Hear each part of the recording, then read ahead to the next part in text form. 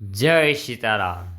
श्री सीतानाथ समारंभां श्री रामानंदार्य मध्यमाम् अस्मदाचार्य पर्यन्तां वंदे श्री गुरु परंपरां।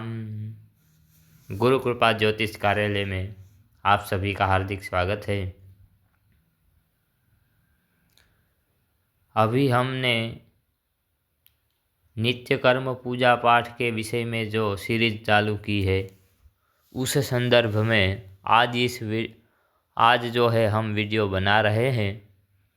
और यह वीडियो भगवान श्री राम के मंदिर की पूजा से पहले क्या किया जाता है और पूजा किस तरह से किया जाए, उस प्रकरण को लेकर है।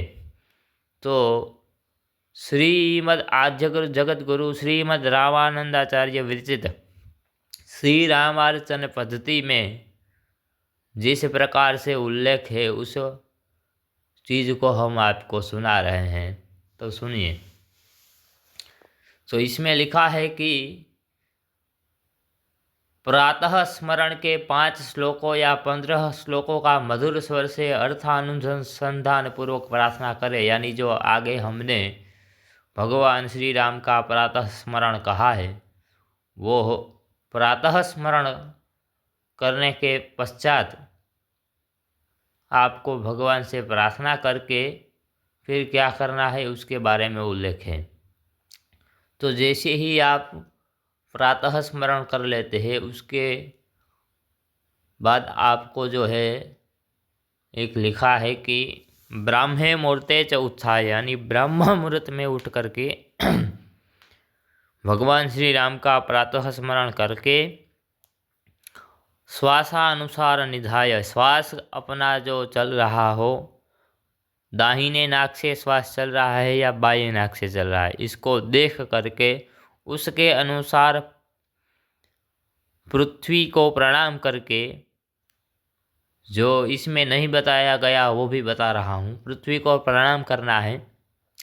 श्लोक हो आपको आता है तो ठीक है, नहीं तो फिर आप ऐसे ही प्रणाम कर सकते हैं। अन्यथा मंत्र भी है। समुद्रवसने देवी पर्वतोस्तन मंडले विष्णुपत्नी नमस्तुभ्यं पादपर्श क्षमस्व में। हे भगवती श्री पृथ्वी जी, मैं आपको अपना शरण आपके ऊपर रख रहा हूँ। इस अपराध से मुझे मुक्त करे, मुझे क्षमा करके करे। ऐसा कर करके पृथ्वी के ऊपर पांव रखे। तत्पश्चात क्या लिखा है कि अनंतर बाहर दूर जाकर दाहिने कान में यज्ञ सूत्र को वेष्टित चढ़ाकर उत्तराभिमुख होकर मलमूत्र का त्याग करे। यानी अब आप मल विसर्जन करने के लिए जाना है, दाहिने कान पे जनोई को 3 बार वेष्टित करके मलमूत्र का त्याग करना चाहिए। और मल मूत्र करते समय सिर को ढक के रखना चाहिए। और इसमें लिखा है पुनः शौच तथा दुर्गंध निवारण आलस्य रहित होकर आंवले के दाने के बराबर विशुद्ध मिट्टी तथा शुद्ध जल से प्रत्येक बार 7 बार गुदा को, 3 बार लिंग को विधिवत प्रक्षालन करे। फिर पूर्व कर्म से ही 10 बार दोनों हाथ तथा पांव, 5 बार दोनों पैरों को प्रक्षालन करे। अनंतर शुद्ध जल से स्नान करे। अब इसमें ये है कि आजकल लोगों को प्रायः ये पता ही नहीं होता है कि मलमूत्र विसर्जन करने के बाद भी अपने गुह्य अंगों को व्यवस्थित रूप से साफ करना होता है। उसमें से कुछ भी रहना नहीं चाहिए। कई बार ऐसा हो जाता है लोगों को पता नहीं होने के कारण कि मूत्र विसर्जन करने के बाद 2-4 बूंदें जो है अपने वस्त्र में गिर जाती है, जो नहीं गिरना चाहिए। इस कारण उस समय, जिस समय शैम्पू साबुन आदि नहीं थे, उस समय मिट्टी से हाथ प्रक्षालन, लिंग प्रक्षालन और गुदा का प्रक्षालन करने को लिखा है। तो इस समय तो बहुत कुछ है हमारे पास, तो उन अंगों को व्यवस्थित रूप से साफ करना चाहिए। और उसके बाद अपने हाथ को 10 बार धोना चाहिए, 5 बार पैरों को धोना चाहिए। फिर शुद्ध जल से स्नान करे, देश काल स्वास्थ्य आदि अनुकूल से प्रोक्षण आदि को संपन्न करे। इसके बाद ये सब हो जाए जब स्नान ध्यान, तो स्नान के लिए भी लिखा है हमारे यहाँ तो कि स्नान के लिए भी पहले संकल्प आचमन किया जाता है, उसके पश्चात ही स्नान किया जाता है। तो ये सब करके फिर आपको हमारे जो आचार्य है उनका स्मरण करना चाहिए।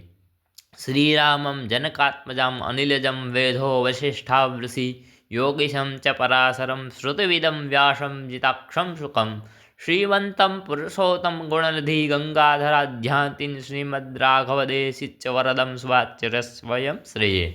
यानी इत्यादि समस्त पूर्वाचार्यों को अपने आचार्य अपने दीक्षा गुरु तक सभी का अनुसंधान सादर पूर्णक स्मरण कर उन मंत्रों के उच्चारण पूर्वक 12 ऊर्ध्व पुंडों का धारण करके अपने आचार्य दीक्षा गुरु तथा आचार्य परंपरा के अनुसार तिलक करना चाहिए। और भगवान श्री रामानंदाचार्य के लिए श्लोक कहना चाहिए परंपरा को स्मरण करके। श्री सीतानाथ समारंभां श्री रामानंदार्य मध्यमाम अस्मदाचार्य पर्यंताम वंदे श्री गुरु परंपराम। इस प्रकार से अपने आचार्य परंपरा का स्मरण करें। इसके तिलक करने के लिए विषय में हमने पहले वीडियो बनाया हुआ है, तिलक कैसे किया जाता है और उसके तिलक करने के क्या नाम मंत्र है, वो सब पहले पूर्व में हमारी चैनल पर वीडियो है उसमें दिया गया है। अब इस श्लोक के स्मरण पूर्वक रहस्य त्रय मंत्रराज षडाक्षर चरम मंत्र तथा शरणागति मंत्रों का अर्थ के साथ स्मरण कर अनंतर भगवान की आज्ञा से सर्वेश्वर श्री रामभद्र जी का कैंकुर्य बुद्धया संध्या वंदन आदि नित्य कर्मों को शास्त्रीय विधान के अनुसार संपादन करे। देखिए यहाँ बहुत समझने वाला विषय है कि अभी स्नान ध्यान करने के बाद तिलक आदि जब करते हैं तो आपको पहले संध्या वंदन करना है, नित्य कर्म करना है। संध्या वंदन का मतलब होता है गायत्री की उपासना करना और अपने इष्ट गुरु के जो मंत्र है उनका जाप करना। और संध्या वंदन की भी पूरी एक विधि होती है जिसके ऊपर हमने पूर्व में पुस्तक भी लिखी हुई है, तो उसमें संध्या वंदन का वर्णन है। आगे भी हम उस संध्या वंदन को बताएंगे कैसे करना है। ये जो उपनयन संस्कार हमारा होता है उसी समय हमको गायत्री दी जाती है और गायत्री से ही जनवरी से ही हमें भगवान के श्री वरग्रह को स्पर्श करने का, भगवान की पूजा करने का अधिकार प्राप्त होता है।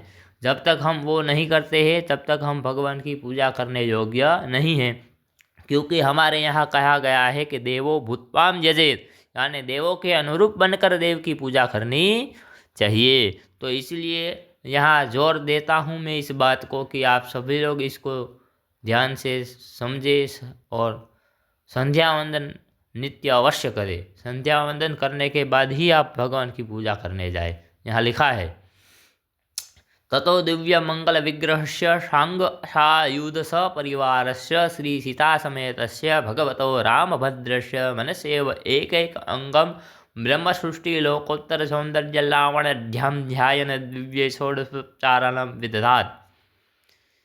तो इस प्रकार संध्या वंदन संपन्न करने के बाद भगवान श्री राम की मानसिक अर्चना करनी होती है, क्योंकि मानसिक अर्चना बाह्य अर्चना से श्रेष्ठ मानी गई है, सर्वश्रेष्ठ मानी गई है। तो इसमें लिखा है इसके बाद प्रत्येक अंग प्रत्येक आयुध शस्त्र आदि परिवार सर्वेश्वरी सीता जी से संपर्क दिव्य मंगल श्री विग्रह सर्वेश्वर श्री रामचंद्र जी के सर्वलोकोत्तर सौंदर्य लावण्य से युक्त पृथक पृथक अंग का मन से ही सम्यक ध्यान करते हुए दिव्य षोडशोपचार पूजा मानसिक अर्चना करे। अब इसमें जो अंग प्रत्यंग आयुध लिखा है उसका भी विशेष महत्व है, आगे बताएंगे। भगवान श्री राम की अकेली पूजा नहीं होती है, भगवान श्री राम की पूजा के साथ में उनके अंग देवता और उनके परिकर की पूजा, आयुध की पूजा होती है, तभी भगवान की पूजा पूर्ण मानी जाती है, तभी भगवान पूजा को स्वीकार करते हैं।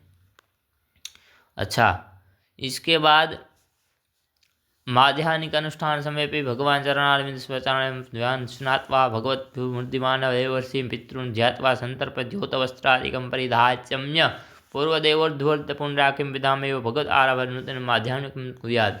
इसके साथ साथ इसमें दोपहर के विषय में भी लिखा है कि माध्याह्न की आराधना में श्री सर्वेश्वर रामभद्र जी के चरण कमल तथा स्वाचार्य देव जी के चरण कमलों का ध्यान करते हुए स्नान क्रिया संपादन करके सर्वाधा श्री राम जी विभूति तथा शरीरभूत देवताओं पितरों का ध्यान पूर्वक तर्पण करे। बाद में स्वच्छ वस्त्र धारण कर आचमन करके पहले बताए विधि अनुसार उद्धूपन धारण करे। इस प्रकार सर्वदा श्री राम जी की आराधना बुद्धिया माध्याह्न की क्रिया का संपादन करे। चूँकि तीनों समय की एक साथ लिखने के कारण इसमें दोपहर वाला भी बताया गया है। और इसी में आगे आएगा भगवान को सुबह कैसे उठाना है। अथैवमर्चनं योग्यो ममुपाक्षरूपाशके भगवन् मंदिरं प्रविश्य श्रीरामं जनकात्मजनिलयं वेदो वसिष्ठवृषि योगीश परसारा श्रुतिवेदं व्यासं चिताक्षं सुतं श्रीमन्तं परशोदं गणनिधि गंगाधरान् यतिं श्रीमद्राघवदेशकृतं वरदं स्वात्या सर्वश्री।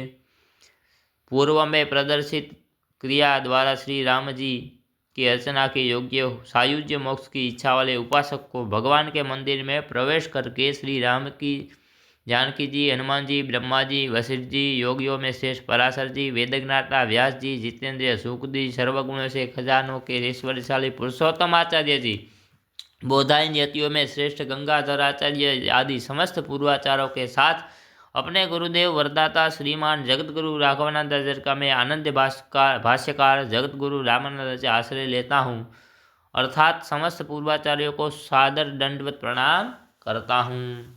ऐसा जैसे रामानंदाचार्य ने कहा वैसे हमें भी अपने दीक्षा गुरु तक के जो आचार्य है उनका इस प्रकार स्मरण करना चाहिए। इसके बाद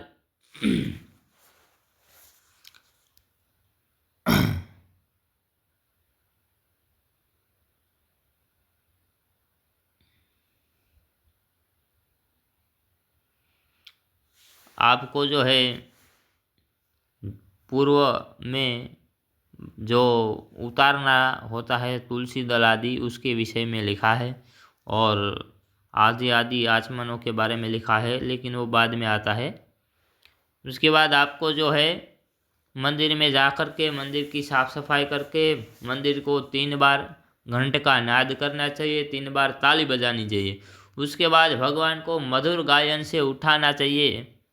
जो इसमें श्लोक लिखा है 4-5 श्लोक, उसको आप बोल करके भगवान को उठा सकते हैं और मैं गा के सुना देता हूँ ताकि आपको सुविधा रहे।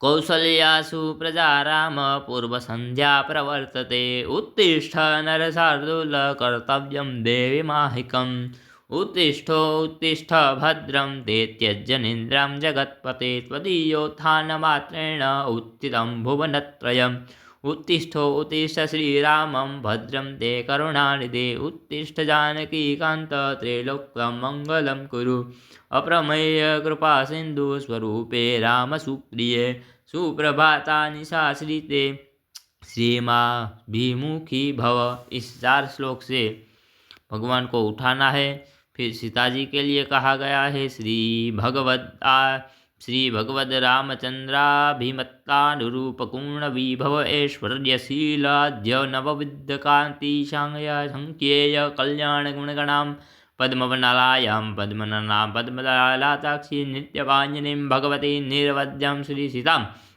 श्रीराम दिव्य महिषीम् अखिल जगन्नान्तर शरणं शरण्यां न अन्य शरणः शरणम् अहं प्रपद्ये स्वशेषभूतेन मया स्वीय सर्वपरिच्छदे विधातुं वृतात्मनं देव प्रक्रमते स्वयं। इस प्रकार से भगवान श्री राम और सीता जी को उठाना है। इसका भाव भी इसमें लिखना है कि अनन्य प्रतिव्रता श्री कौशल्या देवया जी के सुपुत्र श्री सर्वेश्वर श्री राम जी प्रातःकालीन संध्या का समय हो रहा है, अतः हे नर शार्दूल श्री राम जी आप सैया से उठे। कारण यह है कि प्रातःकाल हो रहा है, अतः देवर आराधना आदि के दैनिक क्रियाओं को संपादन करना चाहिए। उन दैनिक क्रियाओं को संपादन आपका शरण आपन्न यह सेवक उपस्थित है। अतः सर्वेश्वर श्री राम जी आप जागे, हे जगतपति श्री राम जी आप निद्रा को त्याग कर जग जाइए, सुकोमल संज्ञा को त्याग कर उठ जाइए, हे जगन्नियंता आपका कल्याण हो। प्रभो आपके उत्थान यानी उठ जाने से 3 लोक उठ जाएगा, अर्थात तीनों लोकों के जीव जगत कर अपनी अपनी नित्य नैमित्तिक प्रवृत्तियों में लगा जाएंगे। अतः लोगों की सत्प्रवृत्ति के लिए आप जागे, हे राम जी आप जागे, हे करुणा के समुद्र श्री रामचंद्र जी आप जाग जाइए, प्रभु आपका कल्याण हो। हे जानकी कांत श्री राम जी आप उठ जाइए, उठकर तीनों लोगों का कल्याण करे। अमित कृपा सिंधु स्वरूप हे जानकी जी, हे श्री राम प्रिया, हे श्री सीता जी प्रातःकाल हो गया है, अतः सर्वेश्वरी हे सीते जी उठकर नित्य कर्मों को निवृत्त होकर सर्वेश्वर श्री राम जी के अभिमुख सम्मुख हो जाइए तथा श्री रामचंद्र की आज्ञा के अनुसार सब कृत्य संपादन करे। अनंत ऐश्वर्यशाली सर्वेश्वर श्री राम जी के अनुरूप गुण विभव ऐश्वर्य आदि अनवाधिक से अर्थात सर्वकुष्ठ परमाविद से रहित उत्कृष्ट यानी सर्वोत्तम ऐश्वर्यशाली तथा असंख्य यानी अनंत कल्याण गुण समुदाय से संपन्न तथा दिव्य कमल वनों में आवासील, दिव्य कमल के समान मुख कमल वाली और दिव्य कमल दल पत्र के समान अति सुंदर सर्वजन मोहक आँख वाली, नित्य अनपायिनी अर्थात अवृत सदा सर्वकाल देश आदि में एक रूप से स्थिर रहने वाली भगवती यानी उत्पत्ति प्रलय आदि अगति गति विद्या अविद्या प्रभूति 6 प्रकार से ऐश्वर्य से संपृक्त तथा निरवध्य यानी कर्म से होने वाले संकोच विकास आदि सर्व दोषों से सर्वदा रहित रहने वाली सर्वेश्वरी श्री रामचंद्र जी से सर्वदा अभिन्न रहने वाली श्री राम जी के दिव्य पत्नी सर्वेश्वरी श्री सीता जी को संपूर्ण जगत की माता शरण रहित सब जीवों की अपने शरण में रखकर सर्वदा के लिए अभय करने वाली सर्वेश्वरी श्री सीता जी है। उनके शरण में मैं अन्य शरण में रहित उनके शरण में मैं अन्य शरण रहित में जाता हूँ, अर्थात अन्य शरण रहित शरणागत सब जीवों को संसार भय से मुक्त कर देने वाली सर्वेश्वरी श्री सीता जी के शरण में मैं जाता हूँ। सर्वेश्वर श्री राम जी के आराधन करने में मेरे अल्पज्ञ जीव की गति क्या है। अतः परम कारुणिक सर्व शरण्य श्री रामचंद्र जी अपने श्रेष्ठ स्वरूप मेरे तथा श्री राम जी के नित्य परिचायक नित्य मुक्त सेवकों के द्वारा अपने अभीप्सा संपादन करने के लिए भी मेरे जैसे संसार चक्र में पतित जीव का उद्धार करने के लिए स्वयं ही शुभ कार्य आरंभ कर रहे हैं। इस प्रकार एकांतिक रूप से अनुसंधान करके ध्यान करके पंचोपनिषद वाक्यों का न्यास करें। वीडियो अधिक लंबा हो जाता है, इसलिए आज तक इतना ही और न्यास से आगे फिर दूसरे वीडियो में बताएंगे। तब तक के लिए जय सीताराम।